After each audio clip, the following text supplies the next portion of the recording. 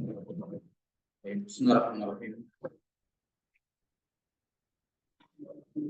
Alhamdulillahirabbil alamin. Wassalatu wassalamu ala asyrofil anbiya'i wal mursalin nabiyina Muhammadin wa ala alihi wa sahbihi ajma'in. Asyhadu an la ilaha illallah wahdahu la syarika lah. Asyhadu anna Muhammadan abduhu wa rasuluh. Allahumma la ilma lana illa ma 'allamtana innaka antal alimul hakim. Amma ba'd. Nuwasil fi syarh kitab Al-Qaul As-Sadid, syarh kitab At-Tauhid Syekh Abdul Rahman bin Nasir As-Sa'di rahimahullah, mutawaffa sanah 67 wa 300 ba'da al-hijrah an-nabawiyyah. Qala rahimahullahu ta'ala, qala al-matin rahimahullah fi kitab At-Tauhid, pada bab yang ke-51, bab qaulillah ta'ala walillahil asmaul husna fad'uuhu biha wa dharul ladzina yulhiduna fi asma'ihi. Kata beliau, firman Allah Subhanahu wa taala, hanya milik Allah nama-nama yang husna, maka berdoalah kalian dengannya, dan tinggalkanlah orang-orang yang melakukan ilhad, penyimpangan dalam nama-nama Allah Subhanahu wa taala. Baik. Pada bab ini al-musannif rahimahullahu taala akan membahas mengenai hukum ilhad dalam nama-nama dan sifat Allah Subhanahu wa taala. Ilhad ya maknanya adalah penyimpangan, asal maknanya al-mail. Ya, al-mailu anil haq, menyimpang dari kebenaran. Nah, karena itulah semua bentuk pelanggaran itu merupakan ilhad. Ya, seperti kekafiran, kesyirikan, kezaliman kepada sesama manusia, ya, semua bentuk pelanggaran itu adalah ilhad. Nah, wa may yurid fihi bil ilhadi bidzulm. Allah Ta'ala menyebutkan tentang ancaman kepada orang yang melakukan ilhad di rumah, di wilayah haram, ya, akan ditimpakan siksaan yang besar oleh Allah Subhanahu wa taala. Dan di situ digunakan kata bi ilhad, menunjukkan bahwa asal ilhad itu adalah semua bentuk pelanggaran dari al-haq, dari kebenaran, semua bentuk penyimpangan dari ajaran Islam. Iya. Dan kemudian ilhad di sini beliau rahimahullahu taala akan bahas secara spesifik terkait dengan ilhad dalam tauhid asma wa sifat. Wa illa ilhad ada di semua jenis, semua perkara akidah. Bagaimana yang jelas? Ilhad dalam tauhid rububiyah misalnya ya mengingkari keberadaan Tuhan. Ya, mengingkari keberadaan Tuhan. Makanya kalau di zaman sekarang mulhid dikatakan untuk orang ateis. Orang yang tidak mengakui Tuhan dikatakan mulhid, pelaku ilhad. Nah, ini ilhad dalam rububiyah, ketika mengingkari tidak ada pencipta. Mengingkari tidak ada pencipta. Nah, mengingkari Allah Ta'ala sebagai Tuhan, mengingkari Allah Subhanahu wa taala yang ya melakukan hal-hal yang sifatnya rububiyah. Ini semua ilhad dalam rububiyah Allah Ta'ala. Ilhad dalam uluhiyah juga ya, menyembah kepada selain Allah, berdoa kepada selain Allah. Ini penyimpangan semuanya. Nah, di sini penulis rahimahullah akan membahas secara spesifik ilhad secara fokus ya, pembahasan ilhad dalam asma wa sifat Allah Ta'ala, nama-nama dan sifat Allah Subhanahu wa taala. Beliau akan jelaskan bahwa ilhad dalam nama-nama Allah ini menafikan tauhid. Menafikan tauhid. Imma menafikan tauhid dari akarnya, ya, ini keluar dari Islam, wa imma menafikan kesempurnaan tauhid yang wajib. Menafikan kesempurnaan tauhid yang wajib. Saya sakit ya? Baik. Baik. Sudah ya? Ini tujuan al-musannif rahimahullah ingin menjelaskan bahwa ilhad dalam nama-nama Allah Subhanahu wa taala itu menafikan tauhid. Imma menafikan tauhid sampai ke akar-akarnya, yakni menghabiskan tauhid sehingga dia keluar dari Islam, dan bisa juga menafikan kesempurnaan tauhidnya yang wajib dan pelakunya terjatuh dalam dosa apa yang besar. Nah, ini tujuan al-musannif rahimahullah membawakan bab ini. Hubungan bab ini dengan bab sebelumnya nampak ya di beberapa pembahasan sebelumnya itu terkait dengan apa pelanggaran-pelanggaran dalam nama, ya, pelanggaran-pelanggaran dalam nama. Ya, sudah disebutkan masalah penamaan fadil qudrat terlarang, kemudian kewajiban ihtiram nama Allah, kewajiban memuliakan nama Allah dan mengganti nama karena itu, termasuk di sini memperhambakan diri kepada Allah dalam bentuk nama. Ini kaitannya dengan apa? Dengan nama-nama. Ya. Maka di sini al-musannif rahimahullah ya tidak ketinggalan dalam kitab tauhid walaupun stressing fokus pembahasan kitab tauhid itu adalah pada tauhid uluhiyah, tapi beliau juga rahimahullah akan menyinggung tauhid asma wa sifat, dan ini satu-satunya tempat secara spesifik di kitab tauhid beliau menyinggung masalah tauhid asma wa sifat. Wa illa sebagaimana sudah dimaklumi bahwa tauhid al-uluhiyah itu mutadamminun di tauhid ar-rububiyah wal asma wa sifat. Bahwa tauhid uluhiyah itu mengandung tauhid rububiyah dan tauhid asma wa sifat. Ya. Kemudian ilhad, kita sudah sebutkan bahwa ilhad adalah al-mailu anil haq, ya, menyimpang dari kebenaran, atau al-mailu amma yajibu fi. Al-mailu amma yajibu fi, menyimpang dari apa yang seharusnya begini, dia keluar tidak melakukan yang seharusnya, maka dikatakan ilhad. Al-mailu amma yajibu fi. Terkait dengan ilhad dalam asma wa sifat, Ibnu Qayyim rahimahullah menyebutkan 3 bentuk ilhad. Ya, 3 bentuk ilhad. Beliau sebutkan rahimahullah dalam kitab As-Sawa'iqul Mursalah dan kitab Al-Kafiyah Asy-Syafiyah, syarah nuniyahnya beliau. Nah, beliau menyebutkan bahwa ilhad dalam nama Allah ada 3 jenis. Yang pertama, mengingkari juhud, ya, juhud terhadap maknanya. Jahada atau jahdu makna ma'aniha. Ya. Jahada ma'aniha. Dia mengingkari makna-makna dari nama Allah Subhanahu wa taala. Yang kedua, ingkarul musamma bihi. Ingkarul musamma bihi. Mengingkari pemilik namanya, yaitu Allah. Ingkarul musamma bihi. Mengingkari apa? Pemilik nama, yaitu Allah Subhanahu wa taala. Dan yang ketiga, at-tasyriku fiha, menyekutukan Allah pada nama-nama tersebut. Menyekutukan Allah pada nama-nama tersebut. Ini secara umum 3 bentuk ilhad dalam asma wa sifat. Dalam nama-nama Allah Subhanahu wa taala. Yang pertama adalah mengingkari maknanya. Juhud terhadap makna nama-nama Allah Subhanahu wa taala. Nah, di sini ketika dikatakan ingkar kepada maknanya, maka masuk di dalamnya ingkar kepada lafaznya. Karena apa? Karena kalau mengingkari makna saja ilhad, apalagi mengingkari lafaz. Nah, maka masuk dalam bentuk ilhad yang pertama ini, juhud terhadap maknanya, adalah kaum Mu'attilah yang menolak nama-nama Allah Subhanahu wa taala. Menolak Allah taala memiliki nama-nama. Menolak lafaznya, nama Allah Subhanahu wa taala. Ini Mu'attilah yang menolak menafikan nama-nama Allah.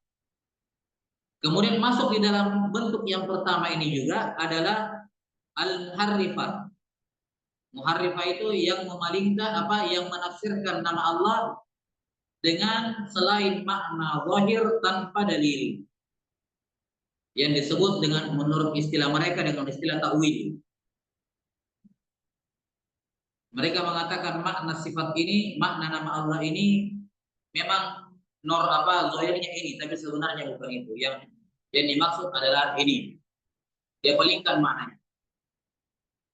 Misalnya nama Ar-Rahman, mereka meyakini nama Ar-Rahman, tapi mereka tidak mau mengatakan maknanya adalah yang maha merahmati. Enggak, bukan itu maknanya katanya. Makna Ar-Rahman itu adalah muridul ihsan, yang menginginkan kebaikan kepada hambanya. Bukan yang merahmati, bukan maknanya yang menyayangi, mengasihani, tapi yang menginginkan kebaikan. Atau muridul in'am, yang menginginkan memberi nikmat kepada hamba-hambanya. Itu katanya maksudnya. Ini apa? Mentahrif nama-nama Allah Subhanahu wa ta'ala. Ini dua bentuk juhud. Yang pertama juhud terhadap lafaz, yang kedua juhud terhadap makna. Yang ketiga yang masuk dalam kategori juhud terhadap nama Allah Ta'ala, juhud terhadap maknanya adalah kaum mufawwidah. Kaum mufawwidah. Apa itu mufawwidah? Mereka mentafwid, menyerahkan makna nama Allah kepada Allah. Mereka mengatakan kita manusia tidak ada yang bisa mengetahui makna nama Allah. Tidak ada yang bisa memastikan makna dari nama Allah. Semuanya kita kembali kepada Allah. Maknanya kita kembalikan kepada Allah. Hanya Allah yang tahu. Hanya Allah yang tahu. Baik. Ini juga pengingkaran, ini juga pelanggaran. Karena Allah Subhanahu wa taala mengkhitab kita dengan Al-Qur'an. Dan sudah dimaklumi bahwasanya seorang penulis, kita berbicara di tengah manusia saja. Seorang penulis yang baik adalah yang bisa menyampaikan kemauannya kepada pembaca. Bukan yang membuat pembaca bertanya-tanya maksudnya apa, maunya apa ini. Dia tulis ini tapi kita juga tidak bisa pastikan, dia sendiri yang paling tahu. Si penulis yang lebih tahu tentang karya tulisnya dibandingkan orang lain. Nah, jelas ya? Nah, ini kalau begitu apa gunanya dia nulis? Apa gunanya dikirim, dia disebar ke orang kalau ujung-ujungnya cuma dia yang tahu mananya? Kan begitu. Ini mencacati dia sebagai seorang penulis. Dia tidak bisa membuat orang paham, tidak bisa membuat orang mengerti maksud yang dia inginkan. Ini pada manusia. Lantas ini mereka nisbatkan kepada Allah Subhanahu wa taala. Mengatakan Allah taala memang bilang begini, tapi maknanya kita tidak tahu, kita tidak bisa pastikan, kita cuma meraba-raba doang. Yang benarnya itu hanya Allah yang tahu. Maka mereka melakukan tafwid, menyerahkan makna nama Allah kepada Allah. Misalnya nama Ar-Rahman, apa maknanya Ar-Rahman? Kata yang satu yang mentaktil, enggak, Allah tidak punya sifat Ar-Rahman. Kata orang yang nomor dua yang mentahrif, Allah punya nama Ar-Rahman tapi maknanya adalah yang menginginkan kebaikan, menginginkan nikmat, bukan artinya yang menyayangi. Orang yang ketiga mengatakan, oh enggak, belum tentu itu yang benar, belum tentu yang menyayangi merahmati itu benar, belum tentu juga kamu yang bermakna mengenai keinginan untuk memberikan nikmat itu yang benar. Ya, yang benar hanya Allah yang tahu. Kita cuma menduga-duga saja. Kita hanya bisa mencari-cari tahu saja, tapi kebenarannya nanti di hari kiamat kita tahu. Allah yang paling mengetahui. Ini namanya mufawwidah, mentafwid. Dan ini juga masuk dalam kategori juhud terhadap nama-nama Allah Subhanahu wa taala. Yang kedua, bentuk ilhad yang kedua, ingkarul musamma bihi, mengingkari pemilik nama yaitu Allah. Inilah orang-orang mulhidin, orang-orang ateis. Mereka mulhid dalam bentuk yang kedua, mengingkari keberadaan Allah Subhanahu wa taala. Mengingkari keberadaan Allah Subhanahu wa taala. Ini mulhid dalam nama Allah karena mengingkari pemilik nama. Dan inilah bentuk ilhad yang terbesar. Ketika mengingkari keberadaan pencipta, mengingkari keberadaan Allah Subhanahu wa taala. Nah, kemudian jenis yang ketiga adalah at-tasyriku fiha. Ilhad jenis yang ketiga adalah menyekutukan Allah di dalamnya, padanya, Maksudnya menyekutukan Allah di sini ya, misalnya dia apa? Mentamsil, mengatakan sifat namanya Allah sama seperti namanya makhluk, atau namanya makhluk sama seperti namanya Allah. Dia samakan namanya Allah dengan namanya makhluk.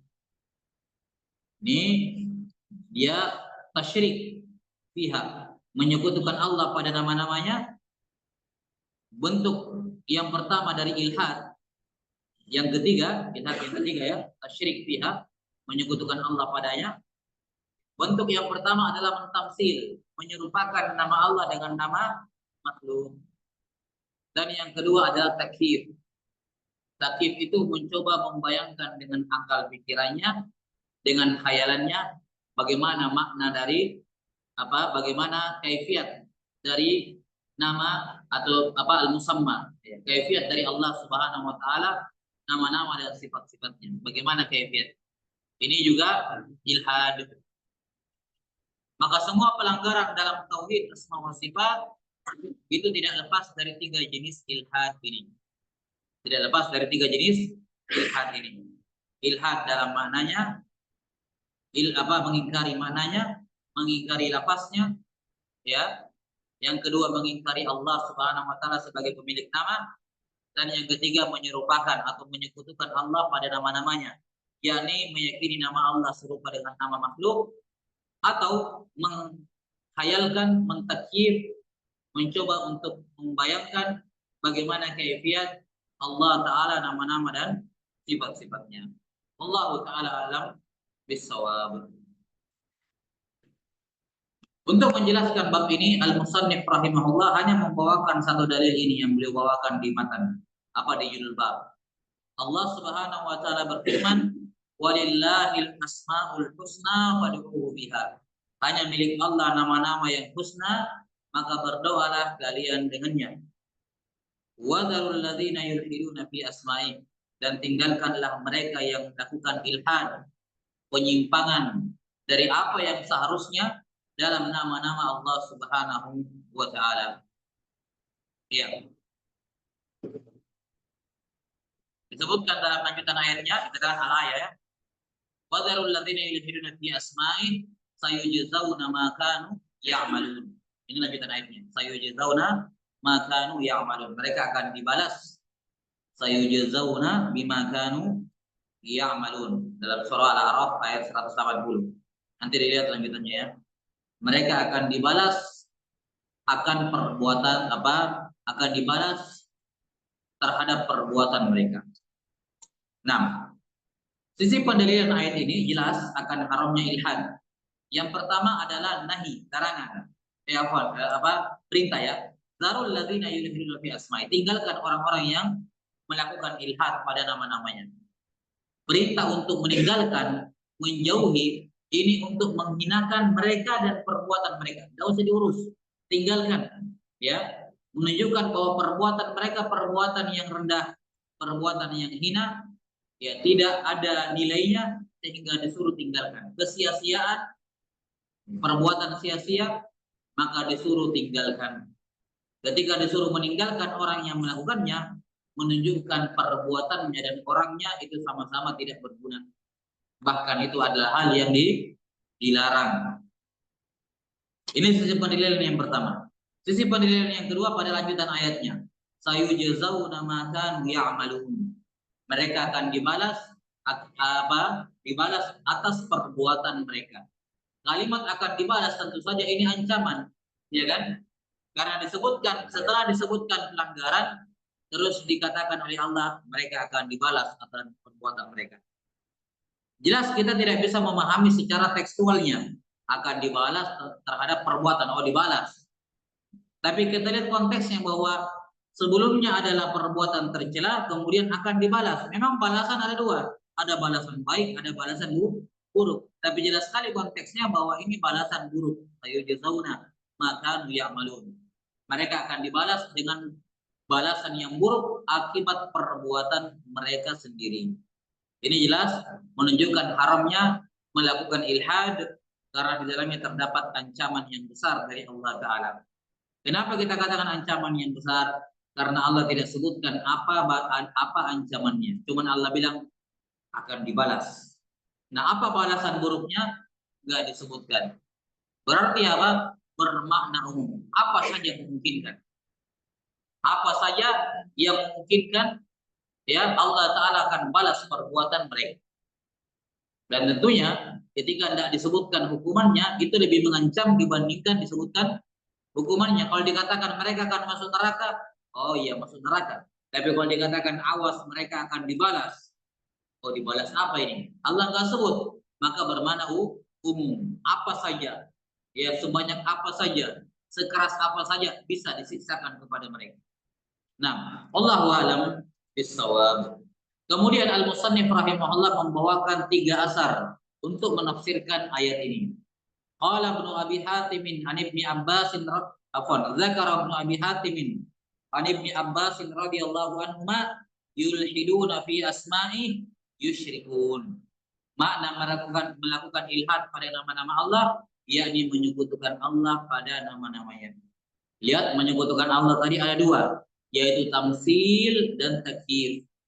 Menyerupakan nama-nama Allah dengan nama-nama makhluk, ya, menyerupakan makna nama Allah dengan makna nama makhluk, dan mentakyif, menghayalkan dengan pikirannya bagaimana kaifiat nama-nama Allah Subhanahu wa taala.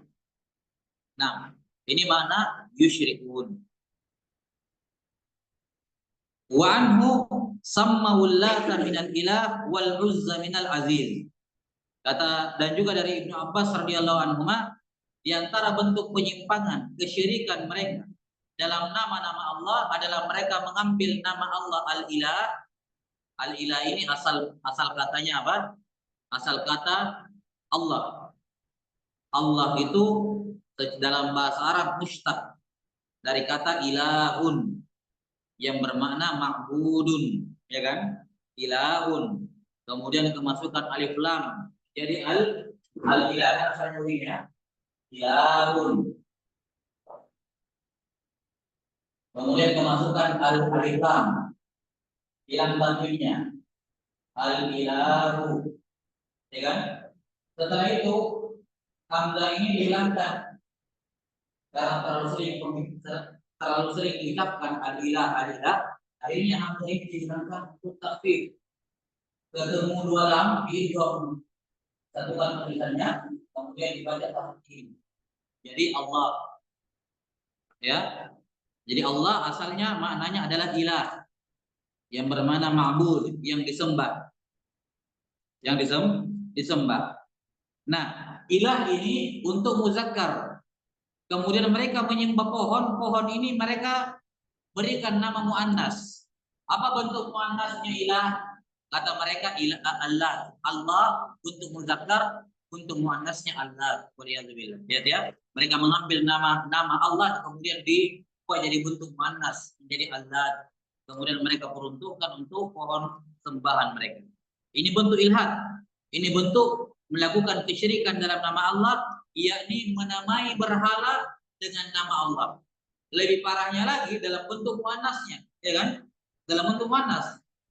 Kalau dia menamakan berhalanya dengan Allah juga, itu pelanggaran sudah besar. Ini malah diambil dalam bentuk muannas, lebih parah lagi. Nah, wal uzza minal aziz. Ini juga kata beliau.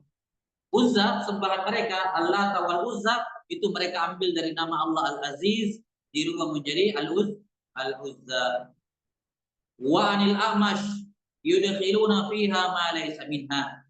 Dari Al-A'mash Ibn Sulaiman bin Mihran Al-Kufi, salah seorang tabi'in, ya, tapi sigharut tabi'in. Beliau berjumpa dengan Anas bin Malik radhiyallahu anhu. Nah, kata Al-A'mash, makna yulhiduna fi asma'i, yakni yudkhiluna fiha ma laysa minha. Mereka memasukkan dalam nama-nama Allah apa-apa yang bukan nama Allah. Apa-apa yang bukan nama Allah. Jelas? Seperti yang dilakukan oleh mutakallimin sekarang. Mereka mengatakan nama Allah As-Sani, nama Allah Al-Murid. Ya. Dan ini pemahaman yang Mu'tazilah. Mu'tazilah mengatakan boleh menamai Allah dengan nama-nama yang ditunjukkan oleh akal. Walaupun tidak ada dalilnya dalam Quran dan Sunnah bahwa itu nama Allah, Selama akal mengatakan iya, maka boleh menamai Allah dengan nama-nama tersebut. Makanya mereka mengatakan Allah punya nama Al-Murid, yang maha menginginkan. Padahal tidak ada keterangan dalam Quran dan Sunnah. Ahlu Sunnah mengatakan Asma'ullahi Ta'ala Tauqifiyah.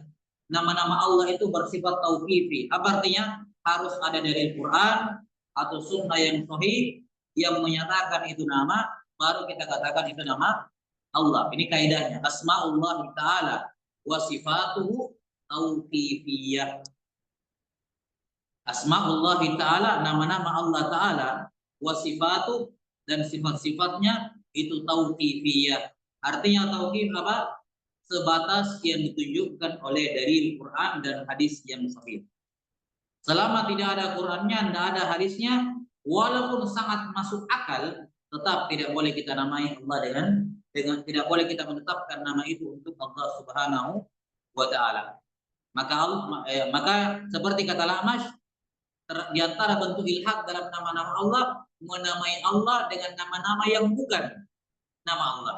Yudkhiluna fiha ma laysa minha, seperti yang dilakukan oleh kaum Mu'tazilah dan yang mengikuti mereka dari kalangan mutakallimin. Mereka menamai Allah dengan nama-nama yang menurut mereka diterima oleh akal sehat, sangat masuk akal, walaupun tidak ada dalilnya, boleh. Mereka mengatakan Allah punya nama As-Sani, Allah Ta'ala punya nama Al-Murid, Allah Ta'ala punya nama misalnya Al-Arif, ya Allah punya nama, dan seterusnya yang tidak ada keterangannya dalam Quran dan Sunnah Nabi Sallallahu Alaihi Wasallam. Nah, ini bentuk-bentuk ilhad yang disebutkan oleh Al-Musannif rahimahullah melalui tafsir dari Ibnu Abbas, dua tafsir dari Ibnu Abbas dan dari Al-Amash Sulaiman bin Quran. Allah Ta'ala alam bisawab.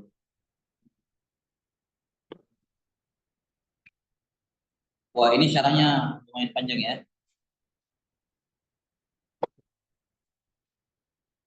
Baik, anak izin dulu, mau jemput anak dulu ya. Tapi sebentar ya, mungkin 10 menit kita lanjut.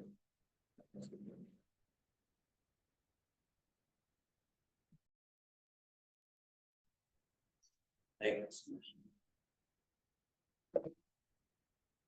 Nah, ثم قال الشارح رحمه الله تعالى في شرحه الجديد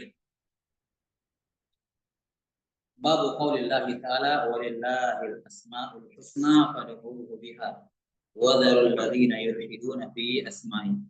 Hanya milik Allah nama-nama yang husna, nama-nama yang terbaik, maknanya maka berdoalah kalian dengannya.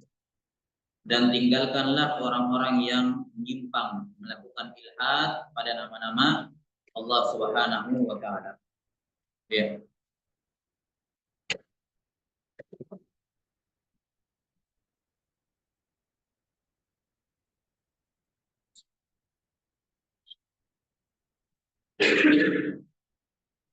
Kata beliau rahimahullah, aslu tauhid isbatu ma asbatahu Allah li nafsi au asbatahu lahu rasuluhu sallallahu alaihi wasallam min al asma'i was sifat. Kata beliau rahimahullah, asal tauhid adalah menetapkan nama-nama min al asma'il husna, menetapkan nama-nama yang husna yang Allah Ta'ala tetapkan untuk dirinya atau yang Rasulullah SAW tetapkan untuk Allah. Inilah asal tauhid. Ketika Nabi Muhammad, ketika Allah dan Rasulnya mengatakan bahwa nama Allah itu Allah, orang tahu oh namanya Allah ma'bud. Kalau begitu dia disembah. Ya kan? Makna nama Allah apa? Ma'bud, maka dia disembah. Ketika Allah dan Rasulnya mengatakan Allah punya nama Al-Hayy, ya, yang maha hidup. Allah Ta'ala memiliki nama Al-Muhyi, yang menghidupkan, Al-Mumit, yang mematikan. Oh, kalau begitu dia Tuhan, dia Roh, kan begitu. Karena dia yang menghidupkan dan mematikan. Ketika Allah mengatakan Allah punya nama Ar-Rahman, Ar-Rahim, Ar-Razzaq, Al-Wahhab, ya, Al-Barrur Rahim, nah, Al-Mu'ti,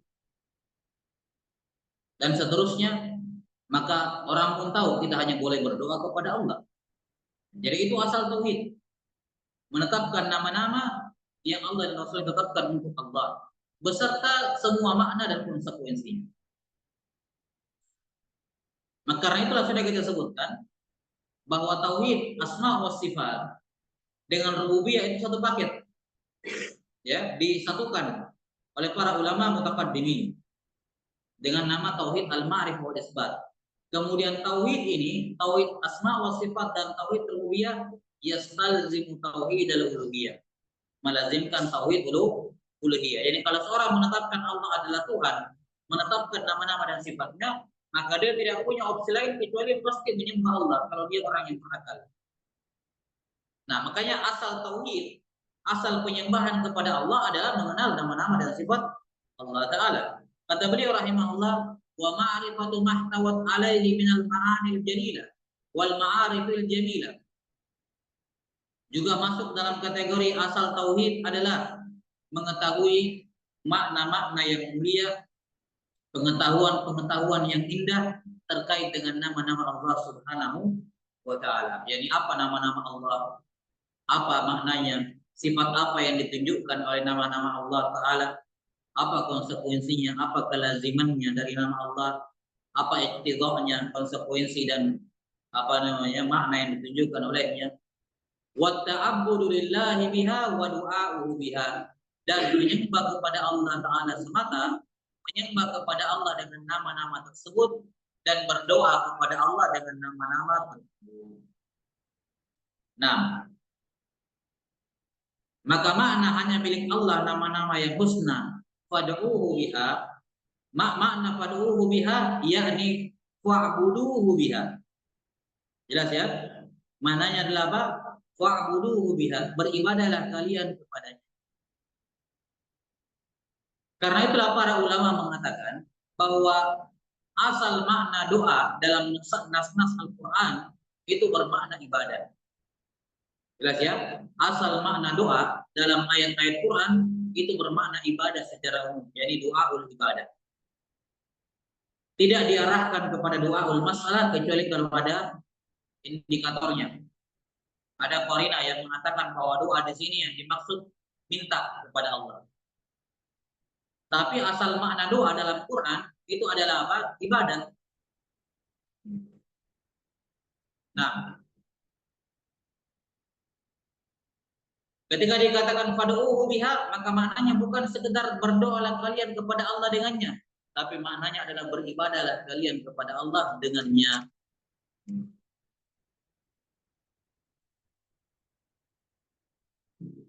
Nanti akan diterangkan oleh beliau rahimahullah, beliau panjang lebar di sini. Sejauh ini syarah yang paling panjang ya, syarah bab yang paling panjang yang beliau sebutkan dalam Al-Qaulus tadi. Ya. Kalau yang sebelum-sebelumnya ringkas-ringkas semua, kecuali kayaknya di bab pertama ya. Ya, bab pertama juga lumayan. Ya. Di Fadlit Tauhid wa ma yukafir min dzunub dan juga di bab pertama. Ya, ini hampir sama panjangnya dengan bab ini. Nah, kata beliau, nanti akan diterangkan bagaimana caranya beribadah dengan menggunakan asmaul husna. Kata beliau, fakullu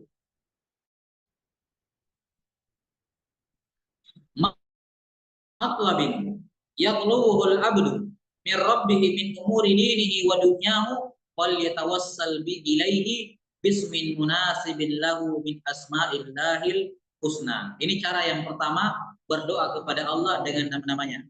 Cara yang pertama, beribadah kepada Allah dengan namanya adalah menggunakan nama Allah dalam doa.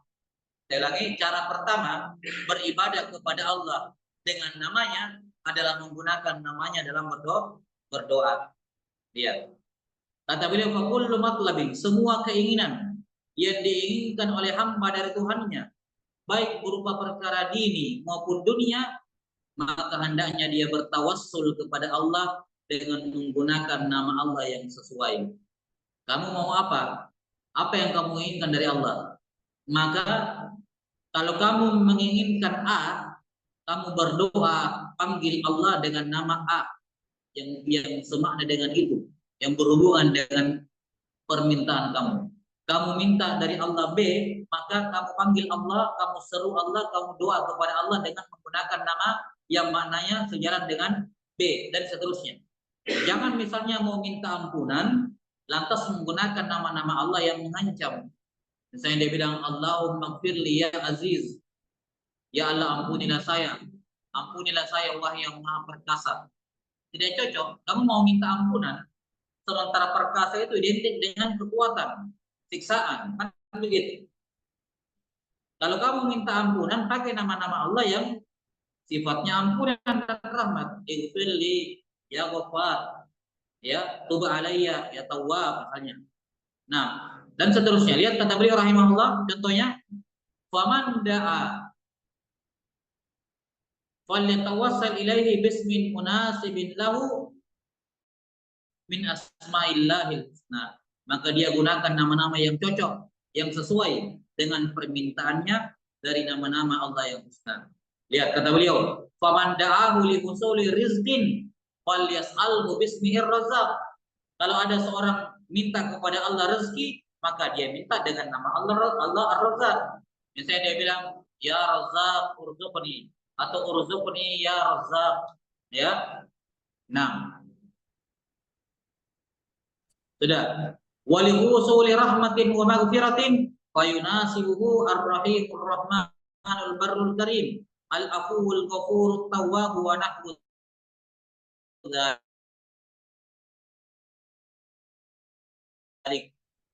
Kalau dia minta rahmat, minta ampun nama Allah semisal Ar-Rahim, Ar-Rahman, Al-Barru, Al-Karim, Al-Afu yang maha memaafkan, Al-Ghafur yang maha mengampuni, At-Tawwab penerima taubat, wa nahwi dzalik, dan nama-nama semisal dengannya. Paham ya? Ini cara yang pertama beribadah kepada Allah dengan nama-namanya. Yakni ketika kita minta sesuatu kepada Allah, kita bertawassul dengan nama Allah yang sesuai dengan permintaan kita. Jangan terbalik. Atau yang kurang pas. Walaupun semua nama-nama Allah kalau mau diarahkan, ya bisa aja gitu, bisa aja. Cuman kadang kurang pas aja gitu. Misalnya dia minta perlindungan dari api neraka, ya dia gunakan nama-nama Allah yang tadi merahmati. Jangan pakai nama-nama Allah misalnya Allahumma inni a'udzubika minan nar, ya. Saya dikatakan Allahumma inni a'udzubika minan nar, ya azizun dzuntiqam, wahai yang maha perkasa lagi maha menyiksa. Enggak nyambung, enggak cocok. Justru gunakan nama Allah yang merahmati karena kamu mau menghindar dari neraka. Jelas ya? Nah, kata beliau rahimahullah, bentuk yang kedua caranya beribadah kepada Allah dengan nama Allah. Kata beliau, wa afdhalu min dzalik, lebih utama dibandingkan cara yang pertama, ayyad'uhu bi asma'ihi wa sifatihi doa al-ibadah. Ya. Dia berdoa kepada Allah dengan nama dan sifatnya dan berupa doa ibadah. Apa itu doa ibadah? Ya ibadah itu sendiri. Jadi dia beribadah kepada Allah dengan nama-nama dan sifatnya. Jadi di sini bukan konteks minta. Kalau konteksnya meminta sesuatu kepada Allah, terus pakai nama-nama Allah yang sesuai, itu masuk di jenis yang pertama. Ya. Jenis yang kedua ini adalah beribadah kepada Allah, sholat kepada Allah, puasa untuk Allah, zakat, puasa, membaca Quran dan seterusnya, ya. Beribadah kepada Allah dengan menggunakan pemahaman terhadap nama-nama Allah dan sifat-sifatnya. Bagaimana caranya? Lihat caranya. Wadzalika bistihdari ma'anil asma'il husna, yaitu menghadirkan dalam hati makna dari nama-nama Allah yang husna. Wa tahsiliha fil qulub, kemudian memunculkan makna itu dalam dirinya, dalam hatinya. Hatta tata'assara al-qulubu bi athariha wa muqtadiyatiha, sampai hatinya terpengaruh dengan makna-makna nama Allah atau konsekuensinya. Wa tamtali'u bi ajlil ma'arif, dan hatinya penuh dikarenakan pengenalan terhadap Allah. Bagaimana caranya beribadah kepada Allah dengan namanya? Bentuk yang kedua ini. Gambarnya begini. Dia tahu Allah Ta'ala itu memiliki nama Al-Basir yang maha melihat. Maka dia tahu Allah punya nama Al-Basir yang artinya maha melihat. ya, maka dia masukkan ini ke dalam hatinya, dia yakini bahwa Allah Maha melihat dan dia meyakini konsekuensinya. Kalau begitu Allah melihat saya, maka dia tidak sembarangan bertindak. Itulah ibadahnya. Ibadahnya dia adalah tidak sembarangan bertindak. Yang lahir dari mengenal nama As-Sami Al-Basir. Nah, ketika misalnya dia mengetahui Allah memiliki nama As-Sami yang Maha mendengar, ya, maka dia yakini hal itu Allah punya sifat mendengar dan konsekuensinya adalah mendengarkan semua suara. Maka dia beribadah kepada Allah dengan cara tidak sembarangan berbicara, berdoa kepada Allah banyak-banyak, ya kan? Berzikir, membaca Quran karena dia yakin Allah dengar semuanya. Jadi semua ibadah yang dikerjakan lahir dari apa? Pengetahuan dia terhadap mana nama Allah. Itulah cara beribadah kepada Allah dengan Asmaul Husna, cara yang tertinggi. Lebih tinggi dibandingkan cara yang pertama tadi. Berdoa kepada Allah pakai nama yang sesuai. Itu juga cara. Itu cara berdoa, cara beribadah dengan Asmaul Husna adalah dengan minta kepada Allah dengan menggunakan nama yang pas, yang sesuai dengan apa yang kita maui. Ada cara yang lebih hebat lagi, yaitu beribadah kepada Allah, di mana ibadahnya ini lahir dari apa? Dasar apa? Atas dasar kesadaran dia, pengetahuan dia terhadap nama-nama, makna nama-nama Allah Taala. Lihat, beliau rinci. Kasih contoh. Famasalan asmaul azamati wal kibriyai wal majdi wal jalali wal haibah tamla'ul quluba ta'dhiman lillahi wa ijlalallah. Misalnya nama-nama Allah Taala yang mengandung makna azamah, mengandung makna kebesaran, kesombongan, kemuliaan, jalal, kemuliaan, ya, haibah. Misalnya nama Allah apa? Nama Allah Ta'ala Al-Azim, Al-Kabir, ya, Al-Mutakabbir, Al-Majid, Al-Jalal. Ini nama-nama yang menunjukkan wah gitu ya. Allah Ta'ala maha besar, maha agung, maha mulia, maha kibar, ya. Nah, maka ketika kita mengetahui Allah punya nama-nama seperti ini dan kita tahu kandungannya, maka itu kalau kita yakini dengan hati, kita paham kandungannya, akan melahirkan, akan mengisi hati kita dengan pengagungan dan kemuliaan kepada Allah, ya kan? Pasti. Ya, kalau kita yakini dengan betul nama Allah itu, kita yakini maknanya bahwa itu benar adanya, memang demikian kenyataannya, dia hadirkan dalam hatinya, maka dia pasti akan, ya, apa akan muncul, akan dipenuhi hatinya dengan perasaan apa namanya, tunduk, membesarkan, mengagungkan, takut, haibah gitu ya. Nah, dengan Allah merasa sungkan kepada Allah Subhanahu wa taala karena kebesaran dan keagungannya. Nah, Allah taala alam bisawab. Yang ini melahirkan rasa takut, ketundukan, ya, dan seterusnya sehingga dia pun menjauhi semua yang dilarang oleh Allah Subhanahu wa taala. Insyaallah taala akan dilanjutkan nanti terkait dengan penjabaran lain. Jadi ingat, kesimpulan kan dikatakan dalam ayat hanya milik Allah nama-nama yang husna, maka berdoalah kalian dengannya. Paham? Bagaimana caranya berdoa dengan nama Allah? Sebelumnya kita katakan doa di sini bermakna apa? Ibadah. Apa kaidahnya? Semua kata doa dalam Quran maka dia bermakna ibadah, bukan doa minta, bukan. Semua kata doa dalam Quran maka maknanya adalah ibadah. Di mana salah satu bentuk ibadah adalah minta.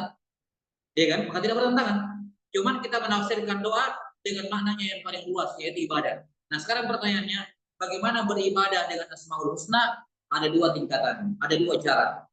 Cara yang pertama, pakai namanya yang sesuai dengan permintaanmu. Ya, mau minta ini pakai nama itu, nama ini. Mau minta itu pakai nama itu. Cari yang nama Allah yang sesuai, yang pas, supaya Allah kabulkan. Yang kedua, ini yang lebih agung, lebih hebat, tapi lebih susah.